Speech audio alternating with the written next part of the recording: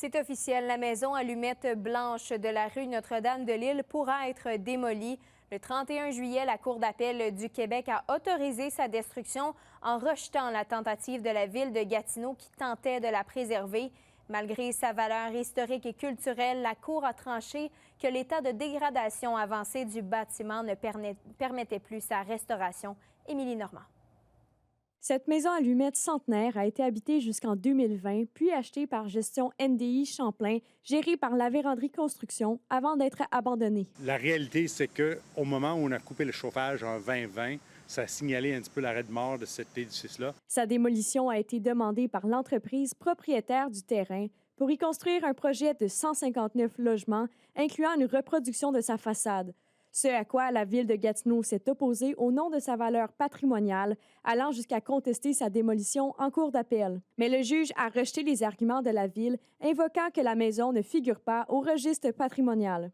Le promoteur, quand il a acheté l'édifice, avait décidé de prendre toutes les mesures pour que ça se dépérisse plus rapidement, en coupant le chauffage, en le laissant abandonné. Le bâtiment a été jugé dangereux, sans solution viable. La sécurité a primé sur la valeur historique. Moi, je suis profondément déçu de la décision de la Cour d'appel. Selon certains, cette décision de la Cour d'appel envoie un mauvais message aux propriétaires de maisons historiques. On dit aux propriétaires, laissez détériorer votre bâtiment et une fois que ça devient un danger public, peu importe la valeur patrimoniale, vous pouvez démolir. C'est l'authenticité de cette maison qui la rendait unique, selon lui. C'est que la très, très grande majorité ont été modifiées, on a fait des ajouts. Alors, des maisons authentiques comme celle de la rue Notre-Dame-de-Lille, il nous en reste très, très peu. La Ville entend éviter d'autres cas similaires en mettant en place de nouvelles mesures. Nous avons adopté un inventaire du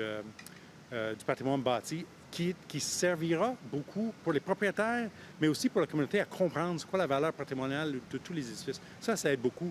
On finance mieux la préservation, la rénovation des bâtiments, puis les programmes. Ça va aider aussi les propriétaires à mieux protéger les édifices qu'ils ont quand ils veulent. La Vérandrie Construction se dit satisfaite du jugement et prévoit la démolition selon les modalités prévues. Pour d'autres, ce jugement est un signal d'alarme.